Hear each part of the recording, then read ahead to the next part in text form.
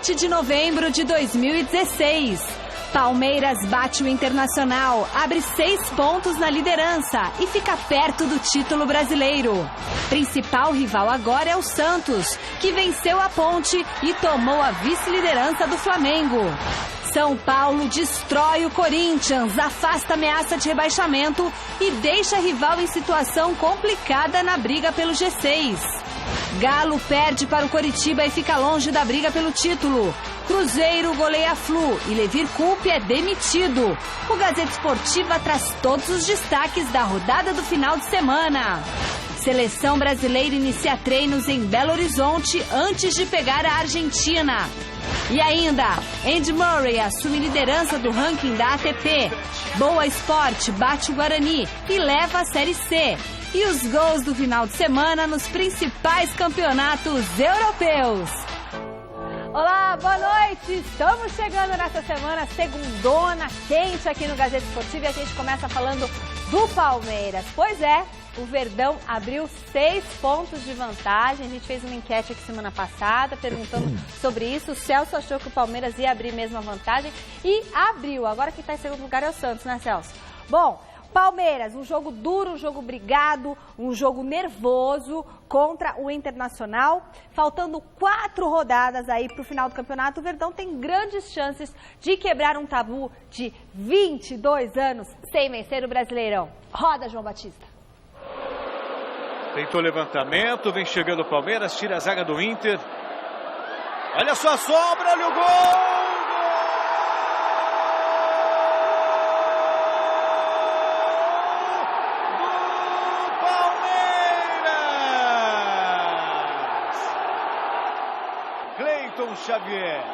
Cleiton Xavier faz Palmeiras 1, Internacional 0.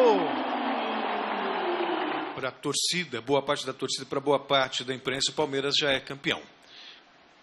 Qual o discurso para que o jogador, quando sai da parte interna e tem acesso ao externo, não misture as coisas? Não é campeão.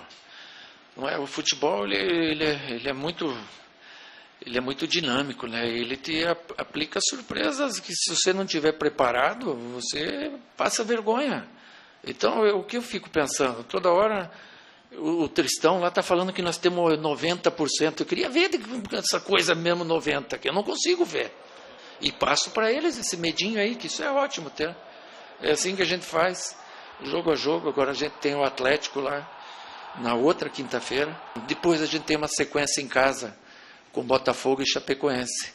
E daí nós podemos selar o nosso campeonato sem precisar do último jogo, que sem dúvida nenhuma vai ser um jogo muito difícil também com vitória. Sem dúvida, grande noite para você que acompanha o Gazeta Esportiva. Pode pegar um Vitória ainda lutando para não cair em Salvador, mas eu acredito que o Palmeiras vai ser campeão antes, mas isso é assunto daqui a pouquinho para a nossa enquete. A verdade é que o Palmeiras não está jogando um futebol bonito. Está muito aquém daquilo que se espera de um time campeão, mas está fazendo o que os outros não fazem. Está conseguindo resultados. O Palmeiras tem conseguido resultados importantíssimos. O Flamengo não vence há 4 jogos. São feitos ao Santos, né, que vem numa crescente, vem em ascensão, vencendo, talvez, a melhor campanha de segundo turno é do Botafogo. E o Santos vem crescendo muito também nessa reta final. Mas o Palmeiras está sendo cirúrgico, pegou um Internacional que está horrível. O Internacional está horrível. É um time que até marca bem, mas não cria absolutamente nada. Na única chance que teve, com o Anderson, jogou para fora porque o pé caiu no... O pé não, né? A bola caiu no pé ruim do Anderson. Foram 4 chances de gol no jogo inteiro. 3 do Palmeiras e 1 do Internacional. E nessas 3 do Palmeiras, o Cleiton Xavier acabou fazendo o gol, fez o suficiente. 6 pontos a 4 rodadas do final. Me parece que o título está realmente das mãos palmeirenses. Só falta, é uma questão de tempo para oficializar essa festa. Godoy, boa noite. Boa noite, Celso, Michele. Boa noite para você que está com olho na Gazeta, porque a Gazeta está de olho em você. Mais uma vitória agora contra o Atlético Mineiro, já é campeão. Acho que não, hein? Matematicamente não. Eu não estou te perguntando, Celso, desculpe. Matematicamente Celso, não. Eu não estou te perguntando, Celso. Eu estou dizendo, afirmando. Eu não estou te interrogando. Mas ele eu já não tá campeão estou te agora. questionando. Eu não estou querendo saber a tua opinião. Eu estou dizendo... Olha aqui. Eu estou dizendo, olho no olho. Você está nervoso. Senta aí. Você me irita. Senão eu vou ficar nervoso. Você me irita. Aí que se eu levantar, não vai ser legal. Você me irrita. Ó, olho no olho. Tô dizendo que ganhou do Atlético Mineiro, é campeão. Sabe por quê? Cadê o Pascoal? Chupa, Pascoal.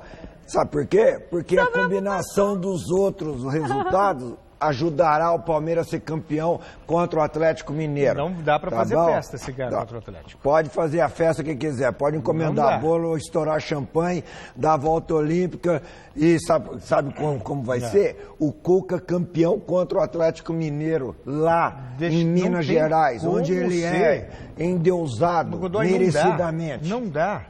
Você quer saber se dá ou não dá? O problema é seu. Eu tô falando e acabou. Não dá, sabe por quê? Carimba, Godoy. Deixa eu explicar que não dá para fazer festa e não vai ter festa se o Palmeiras ganhar. Eu vou te explicar por quê. Se o Palmeiras ganhar, ele abre 9 pontos. 9. O Santos tem 4 jogos pela frente. Eu disse que vai ter combinação de resultados. Mas se o Santos ganhar as 4, não dá. Sim. Mas se o Santos perder, também não dá. Sim. Deixa eu falar uma coisa. Se o Santos perder, também não dá. Deixa eu falar uma coisa pra você do não si. Dá. Deixa eu falar uma coisa pra você do si. Se você não soltar, pum, você explode. Mas não dá, não tem combinação que favoreça. Não tem. Godoy, Ataíde, Tristão. Escreve aí. Não dá pra ser campeão contra o Atlético, não tem chance. Cadê o Gersino? Escreve aí, Gersino. Godoy, Ataíde, Tristão. Você tá maluco. Bom, deixa eu falar em maluquice, ou maluquês. Você ouviu o que falou o presidente do sindicato dos árbitros lá no Rio de Janeiro para o Ministério Público do Trabalho? Nenhuma maluquice. Nenhuma maluquice. Qual que é o nome dele mesmo? É o Marçal Mendes. Marçal Mendes. Ele disse no Ministério Público do Trabalho que existe pressão da CBF para que os árbitros não errem contra o Palmeiras. Palavras dele, abre aspas. Se errar dentro da casa deles, o árbitro está fora da escala. Essa pressão influencia ou não influencia? Claro que influencia, mas Celso, eu não diria que a pressão é dessa maneira. E não só direcionada ao Palmeiras. Até porque não houve nenhum erro, nem só no jogo, nenhum lance polêmico. Mas agora. Não nesse jogo, mas existe essa pressão feita pelas federações em cima dos árbitros da sua origem, da sua federação. Existe essa pressão e existe aquela conversa indireta e às vezes até direta, para que o árbitro capriche, para que o árbitro não se equivoque, entendeu? Se confunda. Não se precipite. E aí o árbitro entra com essa responsabilidade. E aí vem a pressão. Se errar a favor, está ajudando. Para mostrar que é independente, sério, íntegro, na dúvida, contra. De todo jeito, ele não estará tomando decisões livre de algum tipo de pressão, seja direto ou indireto, interno ou externo. Realmente existe isso, e o que o Marçal Mendes falou é, com certeza, eu não conversei com ele, mas com certeza, fundamentado, a declaração dele fundamentada em conversas com árbitros. Porque o árbitro não pode se expor, não pode falar. Claro. Viu o que aconteceu com o Gutenberg lá do Rio de Janeiro, o que ele falou do Sérgio Corrêa? Não aconteceu nada. E se o Marco Polo quisesse realmente uma arbitragem séria, em toda a estrutura, ele não deixaria a arbitragem na mão do Sérgio Corrêa. Bom, vote na enquete que está no ar no site gazetesportiva.com. A gente quer saber, você acha que o Palmeiras vai ser campeão brasileiro contra o Botafogo, contra a Chapecoense, contra o Vitória? Ou você acha que o Palmeiras não será campeão brasileiro? Vamos lá, Celcinho. Tá vendo o seu teimoso? O Atlético Mineiro nem aparece como opção da enquete. Ou é Botafogo, ou é Chapecoense, ou é Vitória. Ou é não.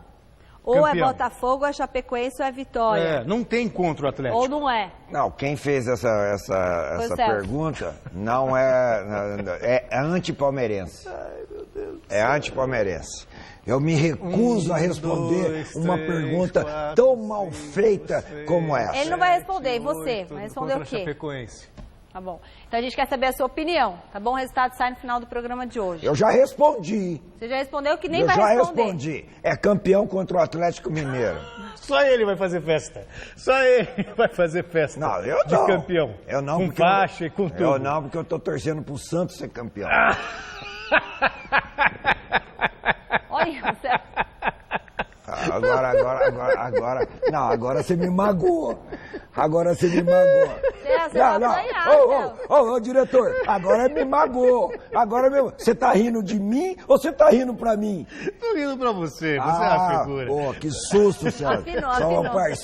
Somos parceira. Ó, eu tô... Pascoal, tô ignorante hoje, hein? Em Campinas, um gol salvador do colombiano Copete aos 43 minutos do segundo tempo garantiu a vitória do Santos diante da Ponte Preta. O resultado colocou o Alvinegro na vice-liderança e mantém o Peixe na briga pelo título do Brasileirão. Veja os gols. No Moisés Lucarelli, Rainer lançou Wendel na grande área e David Braz fez pênalti no meio-campista. Na cobrança, William Potker fez Ponte Preta 1, Santos 0. A reação do Peixe começou aos 21 minutos do segundo tempo, no chute de Léo Cittadini defendido por Aranha. No rebote, Ricardo Oliveira colocou lá dentro, tudo igual, 1-1. Aos 43, Léo Cittadini recebeu o belo passe de Yuri e deixou o Copete com o gol vazio para garantir a vitória do Santos por 2-1.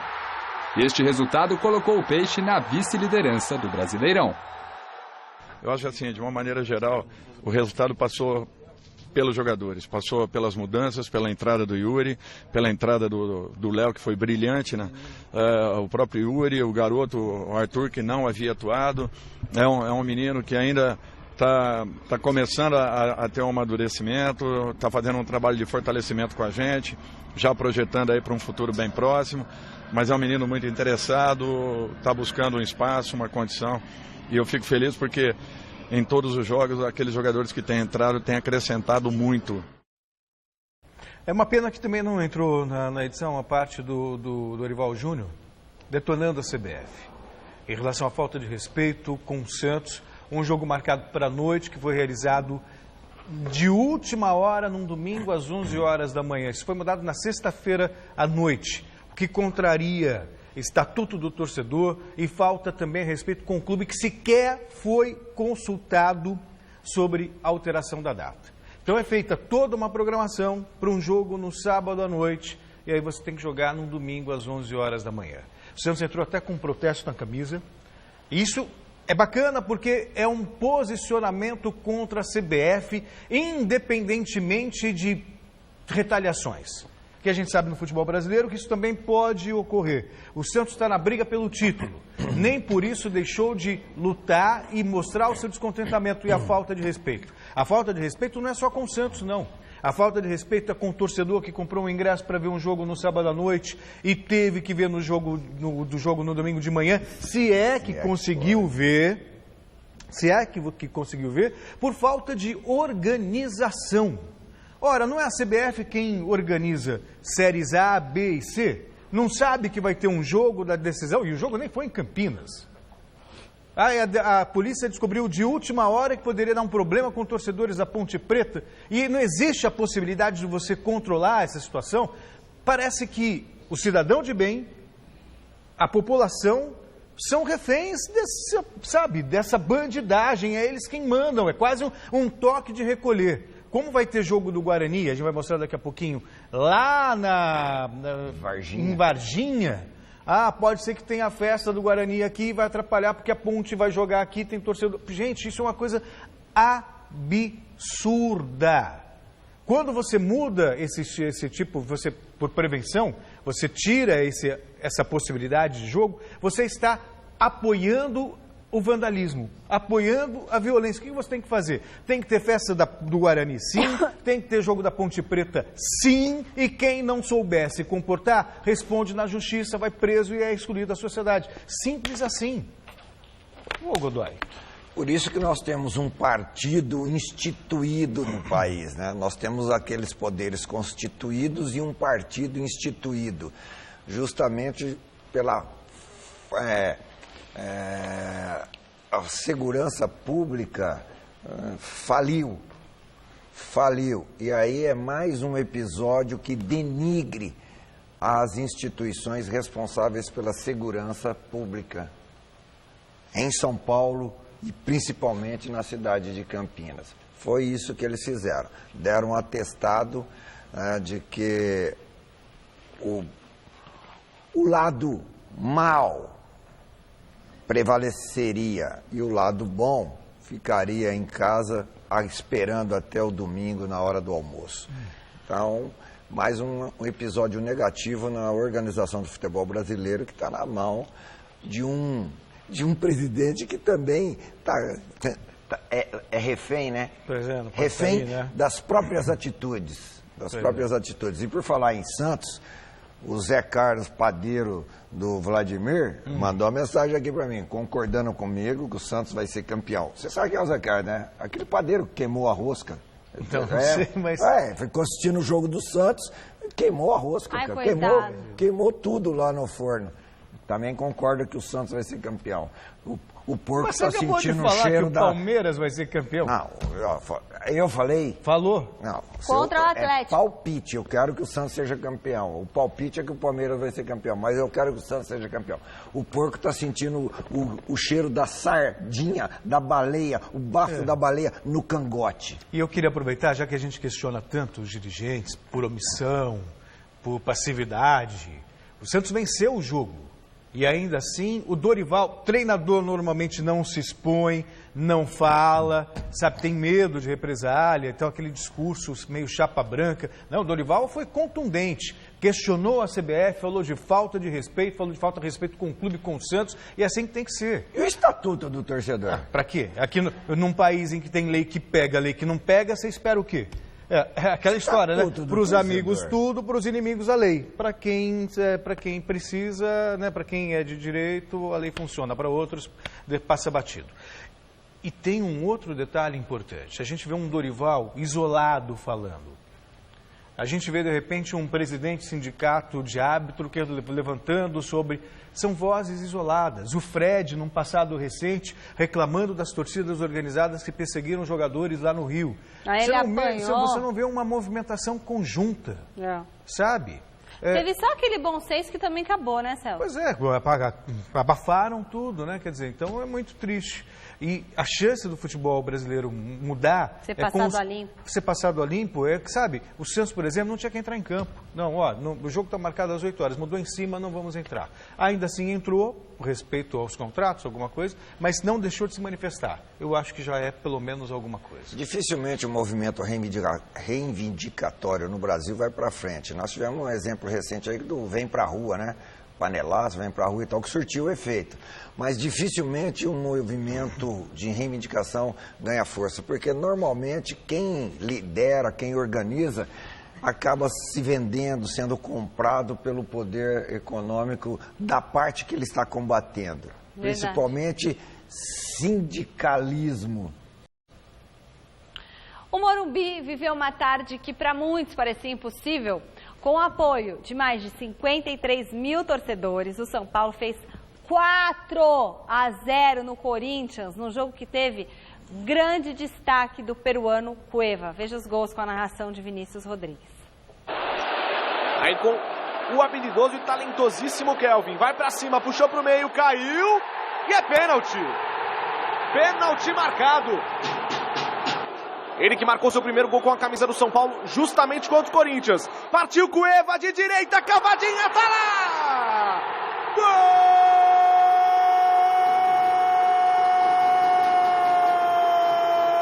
de Cueva! Gol do São Paulo, explode o estádio do Morumbi! Chaves em arrancada, essa é a jogada principal do Chaves, voltou no Cueva. Pode bater no gol, preferiu o passe para o David Neres. Na marcação, David Neres está lá! Gol!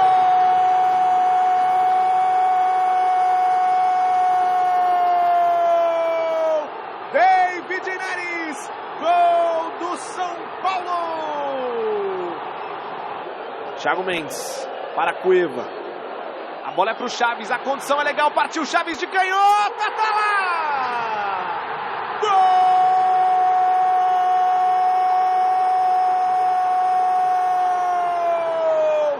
Chaves! Gol do São Paulo! E vem contra-ataque do São Paulo. Pode pintar o quarto gol. Cueva na velocidade do peruano. São 4 contra 2. Pro Luiz Araújo de perna canhota. Tá lá! Gol!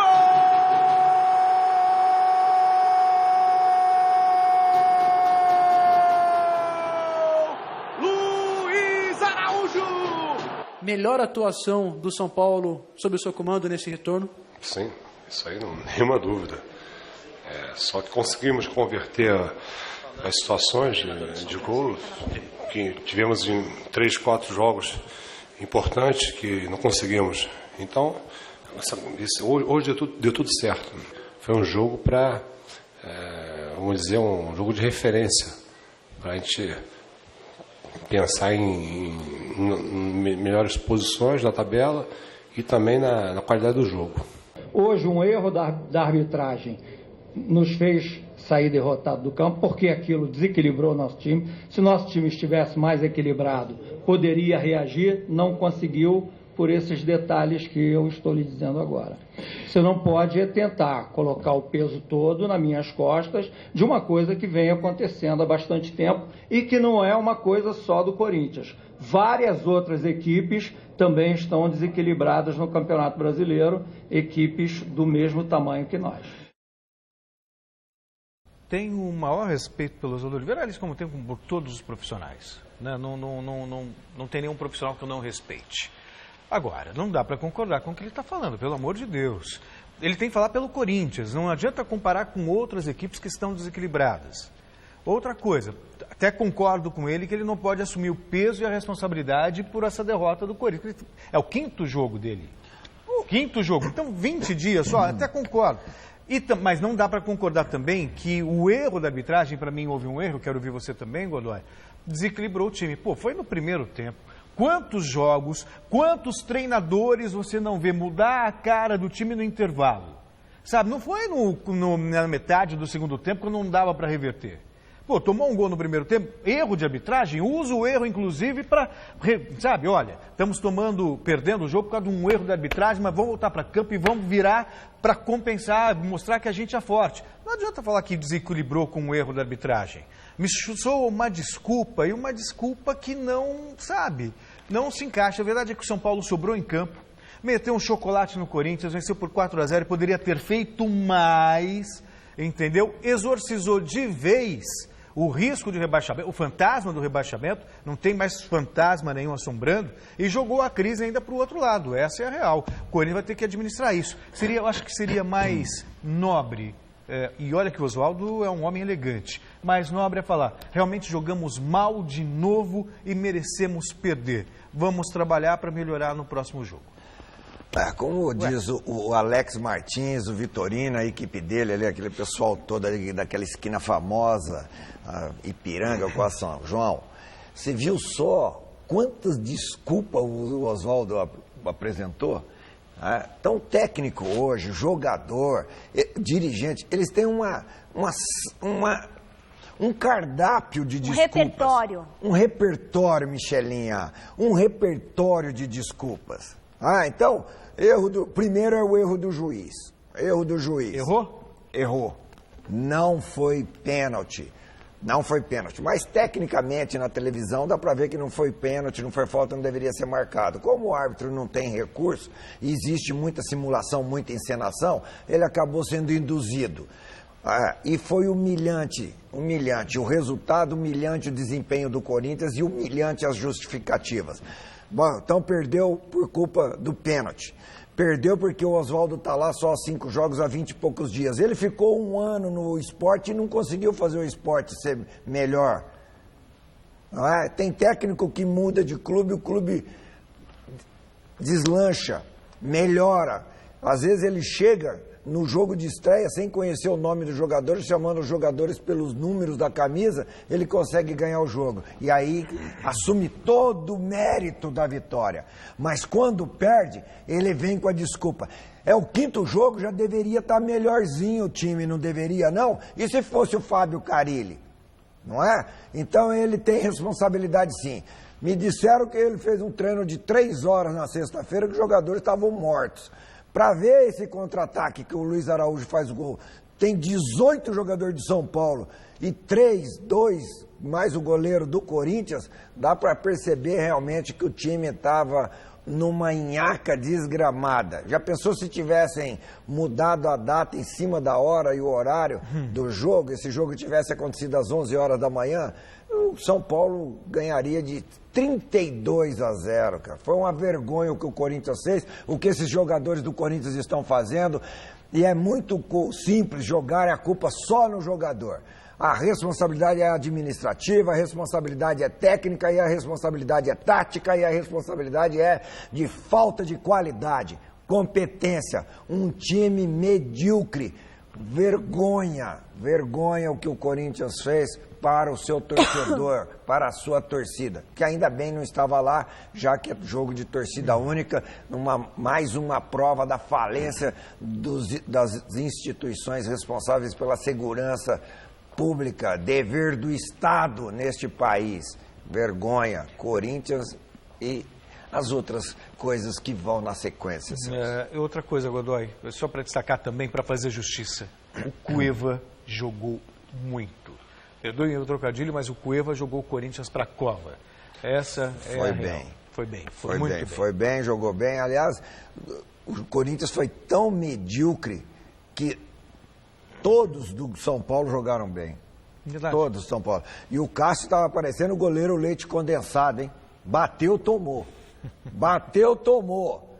Pô, o cara conseguiu um chute do bico da grande área, cara. Ele é grandão, pesado, cai rápido. Pô, ele caiu em slow motion. Tá gastando isso aí. Eu tô bem. Até o verbo to be eu vou bem. Depois eu me entubo todo, cara. Do to be eu não passo. Logo mais às 8 da noite, Grêmio e Sport fazem em Porto Alegre o último jogo da 34ª rodada, que teve apenas um empate em 0-0. Foi no confronto entre Flamengo e Botafogo no Maraca. Veja os gols dos outros jogos. No Mineirão, o Cruzeiro começou mal a partida diante do Fluminense. Richarlison abriu o placar para o time carioca. Aos 25, Rafael Sobes deixou tudo igual depois de uma rápida troca de passes, 1-1. No final do primeiro tempo, o William aproveitou o cruzamento e, meio sem jeito, cabeceou a bola para o fundo do gol, virada da Raposa. Mal começou a etapa final e Arrascaeta fez o terceiro, batendo firme da entrada da grande área.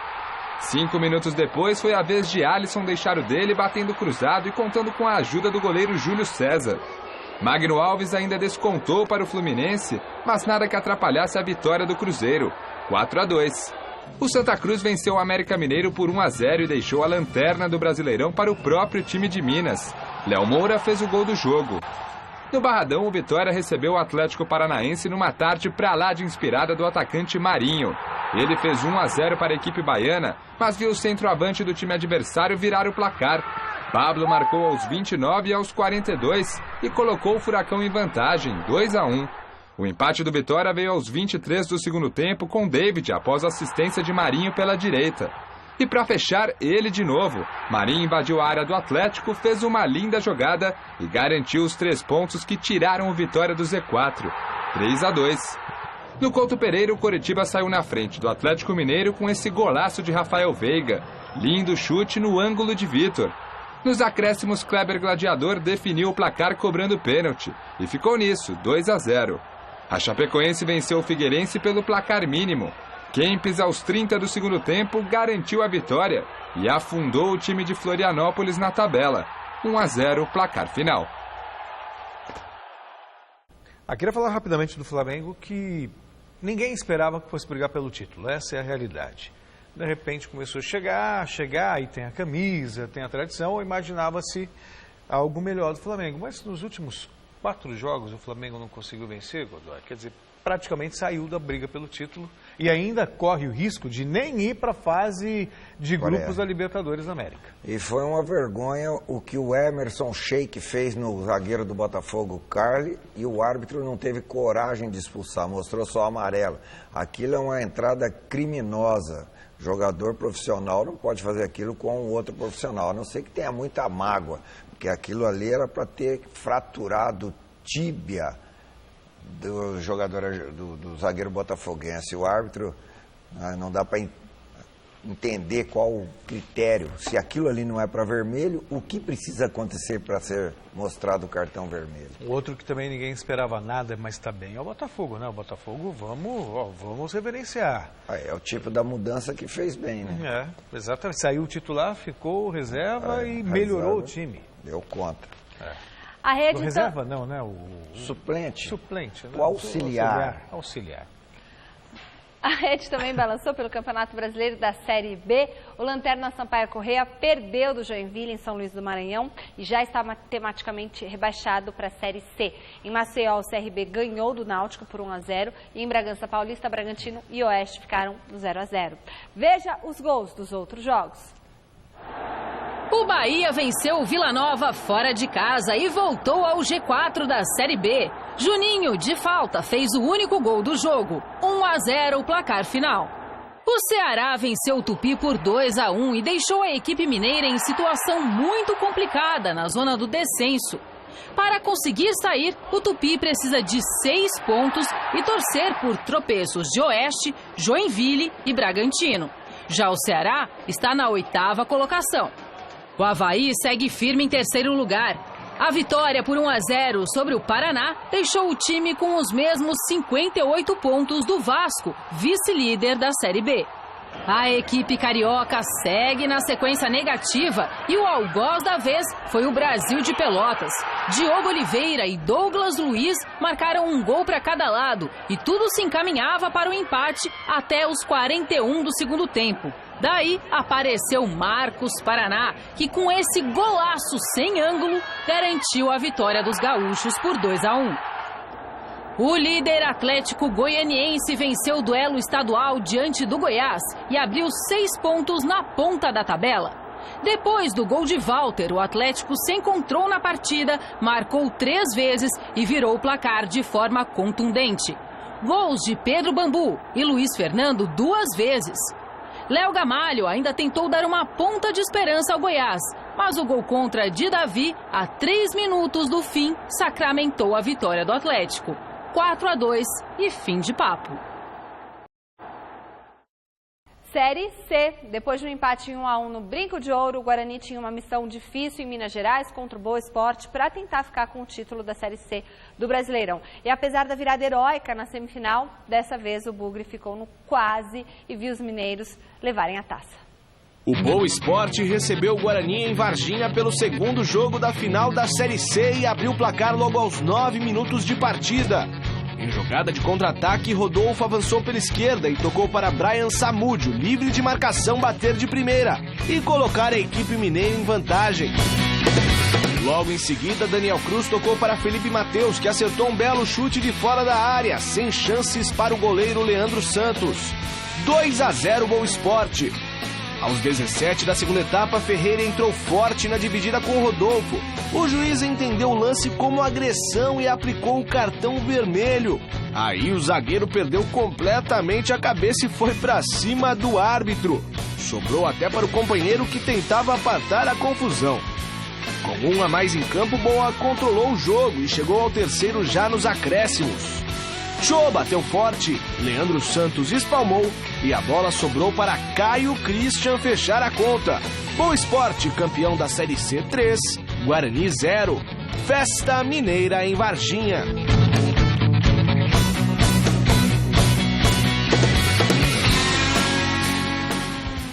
Claro que ser campeão é bom, Godoy, mas agora a gente já foi campeão da Série A, até da Série B, sabe?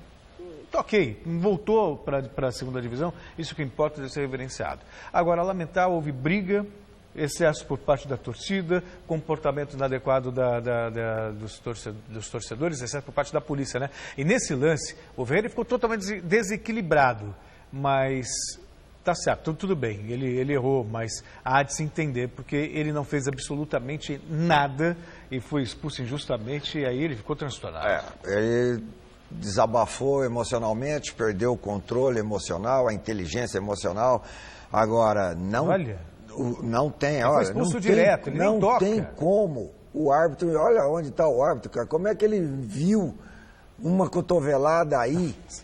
Não justifica a reação do jogador, mas dá para entender por que ele teve essa explosão, essa ira toda, porque o Guarani estava perdendo de 2-0 e ele acaba sendo expulso injustamente por uma simulação do Rodolfo José. Rodolfo José é o jogador que fez a simulação e o Marcos, árbitro do Mato Grosso do Sul, acaba cometendo um equívoco grande. O jogador agride o árbitro, vai ser julgado, deverá pegar inicialmente uma pena severa, principalmente por se tratar de Ferreira e estar no Guarani, mas é uma atitude semelhante com o que o Guerreiro fez, não aconteceu nada, com o que o Dudu fez, foi punido brandamente, e o que o Petros fez foi punido com rigor, depois foi reduzindo e também não virou nada. Então, inicialmente, o Ferreira deverá ser punido com rigor por uma simulação, uma falsidade, uma mentirosa contusão ou agressão que teria sofrido o Rodolfo José, que também merece ser punido. Até mais do que o próprio olha o que ele provocou. Olha o que ele provocou. Porque tem muita gente reverencia, né? Ele é esperto, deu jeitinho, tirou o jogador do Guarani. Tirou é forte para falar, mas no mau caratismo. Né? Quando você simula uma agressão, para mim não faz parte do jogo. O jogador brasileiro tem muito disso e o torcedor aceita, desde que seja a favor. A torcida deve ter vibrado com a expulsão. Faz parte do esporte, da esperteza. Não faz, não. Sabe, você tem que ter ética também no futebol. Conheço um molequinho jogava bola lá em Santos, Gamberini, uma coisa assim, um molequinho lá que jogava, também gostava de arrumar essas confusão lá nas peladas em Santos, na praia lá. O Gamberini. Um molequinho lá, Ranheta que tinha lá. Precisou de 3 para segurar ele, hein? Ele é forte. Ele é forte. Ele jogou o Campeonato Paulista pelo Mirassol, gente boa, decente, profissional responsável, correto, subiu com o Mirassol, mas olha o que o árbitro aprontou com ele aí, o Rodolfo José. Você já fez a sua parte, agora é só esperar para saber quem foram os vencedores da edição 2016 do Troféu Mesa Redonda, melhor premiação do futebol brasileiro. A lista com os 3 mais votados em cada categoria agora está na mão de uma comissão de jornalistas de todo o Brasil que vai escolher o vencedor de cada posição. A LuxColor, a Baltec e a cerveja A Outra, essas grandes empresas, estão com a gente no Troféu Mesa Redonda deste ano, fazendo uma festa maravilhosa para você. O Oscar do futebol brasileiro, o Troféu Mesa Redonda. Futebol internacional. Na Espanha, o Barça de Neymar bateu de virada o Sevilha de Paulo Henrique Ganso. Pela Premier League, Chelsea e Liverpool golearam e disputaram a liderança. E na Alemanha, o Bayern de Munique ficou no empate na Allianz Arena. E falando em Barcelona, a Justiça Espanhola aceitou a denúncia do Ministério Público do país e vai julgar o atacante Neymar, os pais dele e o presidente do Barcelona, José Maria Bartomeu, por suspeitas na transferência do brasileiro para o futebol. Essa notícia é destaque de hoje do site gazetesportiva.com. A informação é do jornal El País. A ação, que havia sido arquivada em julho, foi reaberta pelo Ministério Público da Espanha no último mês de setembro. Foi promovida pelo grupo DIS, detentora de parte dos direitos do atleta naquele momento, e faz acusações de fraude fiscal e delitos de corrupção, tanto ao jogador quanto aos seus pais, em sua negociação do Santos para o Barça em 2013. Segundo o El País, uma das acusações feitas pelo juiz José de la Mata é que o contrato de preferência de Neymar com o Barcelona teria sido feito fora das regras, alterando o livre mercado de transferências de jogadores. Outra acusação é que a família de Neymar e o Barcelona realizaram negociação sem informar as outras partes envolvidas, que eram o Santos, a DIS e a Teisa. Para mais detalhes do caso, acesse o site gazetesportiva.com. gazetesportiva.com. E lá, só aproveitando para falar também, que tem mais 2 destaques super legais no site gazetesportiva.com. Hoje o Dudu, sabe o Dudu do Palmeiras, ganhou um busto lá no Palestra Itália. Então ele comemorou 77 anos, né? Hoje ele comemora 77 anos e ele ganhou uma estátua lá no Palestra Itália. Muito bom. E o diretor do Corinthians está prometendo 6 reforços para o ano que vem. Legal? Vai ver lá no site. O ranking mundial de tênis masculino tem um novo número 1. O britânico Andy Murray alcançou o posto graças a uma excelente campanha no Masters 1000 de Paris. Na final, ele bateu o americano John Isner por 2-1 e comemorou o título como novo número 1. Para chegar ao topo do mundo, o tenista não precisava nem vencer a decisão, pois contou com a eliminação precoce do ex-líder do ranking Novak Djokovic nas quartas de final do torneio e isso já garantia a liderança. Campeão olímpico no Rio, Murray assumiu o posto do sérvio, que estava há 122 semanas consecutivas na liderança. O próximo torneio dos dois será o ATP Finals em Londres, que pode reservar novas mudanças no topo do ranking. Essa é a primeira vez desde fevereiro de 2004 que o topo do ranking não é ocupado por Roger Federer, Rafael Nadal ou Novak Djokovic. Legal, né? Entrar um novo nome aí. O Mesa Redonda de ontem foi sensacional e contou com a presença de ninguém mais, ninguém menos que o professor Vanderlei Luxemburgo, dono de 5 títulos do Campeonato Brasileiro, entre eles os 2 últimos do Palmeiras, em 93 e 94. Ele não poupou elogios ao Verdão. Ô Vanderlei, tem como tirar esse título do Palmeiras? Difícil. Não é nem só por causa do Palmeiras. O Palmeiras é a melhor equipe, melhor elenco, não é o melhor time. Melhor elenco, mas não a nível de qualidade. Ele tem mais jogadores equilibrados, né? Mais quantidade de jogadores equilibrados, não são craques, mas são jogadores que se equilibram, então faz um elenco mais sólido. Ninguém tira o tiro do Palmeiras, eu acho muito difícil, só se acontecer alguma coisa assim do futebol, mas eu acho muito difícil. Você não vê problema nenhum no Palmeiras, é sintonia. Eu acho que se os outros bobearem, do jeito que o Allianz ficou, que o Paulo Nobre deixou o clube, como é que está administrando o clube, se eles não acordarem, o Palmeiras vai ficar uns 5, 6 anos aí nadando de braçada e os outros tendo que correr atrás. Porque está redondo. Uma coisa inédita, o Palmeiras não vai ter candidato de oposição. É inacreditável. Isso é inacreditável, você imaginar que no Palmeiras não vai ter candidato de oposição. Então você mostra o quanto o clube está redondo. Vanderlei, nas suas conquistas, a preparação que você fez, a organização toda, e cuidando de todos os detalhes, você preferia jogar nas rodadas em que os horários e as datas não eram iguais? Você preferia jogar antes ou depois? Sempre depois. Eu sei o que vai acontecer. Depois eu já sei o que é que eu tenho que fazer. Antes não. A gente sabe quem está disputando o título. Tinha que jogar nos mesmos horários. Esse seria o correto. A CBF não pensa. Isso aí eu tenho certeza que a CBF não pensa. Eu já tive na seleção, tive como é que pensa. Isso já vem o seguinte: a televisão, quando compra no pacote, está dizendo o seguinte: aqui, ó, vou terminar que o jogo vem para cá ou vai para lá. Essa é a grande verdade, a razão. Bom, agora a gente vai falar de seleção brasileira, que na próxima quinta-feira encara a Argentina no Mineirão pela 11ª rodada das eliminatórias para a Copa do Mundo. Celso, você vai estar lá? Porque você falou que não queria vir trabalhar, queria assistir o jogo lá. Sem poder contar com a participação dos 23 convocados, entre eles Neymar, que só deve chegar amanhã, o técnico Tite comandou hoje, na Arena Independência, o primeiro treino com apenas 16 jogadores. Ainda no hotel onde a seleção está concentrada, alguns deles falaram da expectativa para o confronto contra os nossos irmãos. Esse jogo importante contra a Argentina, sabemos que é um jogo difícil, né? E temos tudo para vencer aqui, a gente continuar fazendo o que a gente vem fazendo. Claro que a gente tem que evoluir sempre. É um foco total na Argentina e ver o que o professor Tite tem para passar para a gente e que a gente possa fazer um grande jogo. Nós temos que estar na mesma linha dos últimos jogos, concentrado, todo mundo sabendo o que tem que fazer, e com certeza vamos conseguir fazer um grande jogo para conseguir a vitória. É claro que jogar contra a Argentina é sempre muito bom, e poder jogar no Brasil contra a Argentina é melhor ainda, mas a gente sabe os nossos objetivos, que a gente tem um período agora para treinar antes do jogo e ver o que o professor quer pedir para a gente. Espero que a gente possa fazer um bom trabalho, temos tudo para conseguir 2 importantes vitórias e a gente vai em busca disso. que não faz técnico competente, né? Eu não imaginei que nesse ano ainda eu diria que o Brasil era favorito no confronto contra a Argentina. E é. O Brasil com técnico competente e a Argentina com técnico incompetente. Pois é. Mas não, o Balsa não é tão incompetente assim.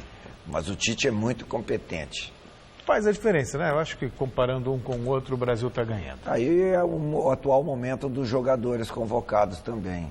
Os brasileiros estão vivendo um momento muito bom. Agora, o jogo é na quinta, é na segunda e só tem 16 jogadores para trabalhar. Vida fácil também de técnico de seleção, né? É complicado. Quer dizer, por isso que eu até achava que o Tite não ia fazer tanto sucesso tão logo na seleção brasileira. Isso até é outro ponto que me surpreende também, Godard, porque reclama tanto que não tem tempo para montar time, não tem tempo para montar time, ele com esse pouco de tempo já deu uma outra cara. E ele não pode contar com o Casemiro, que está cortado, está contundido, não pode jogar. Ele não se recuperou da lesão na fíbula. Exatamente isso. Bom, resultado final da enquete do site gazetesportiva.com. A gente perguntou contra quem o Palmeiras será campeão brasileiro ou será que ele não vai ser campeão? Sabe o que deu? Que o Palmeiras não vai ser campeão. 47% dos votos. Essa é a intriga da oposição. O Pascoal ficou e o Gersino ficaram digitando ali. O Gazeta Esportiva dessa segunda termina aqui. Amanhã, a partir das 6 da tarde, tem mais, que agora com as notícias do Jornal da Gazeta. Beijo, boa noite pra vocês. E é no Jornal da Gazeta que a gente se encontra daqui a pouquinho. Ah, não, sério? Sério? Você vai assistir? Tô lá, ligadinha, sempre. Godoy também, para não ficar com saudade. Fiquem com Deus, ainda é possível. Still possible.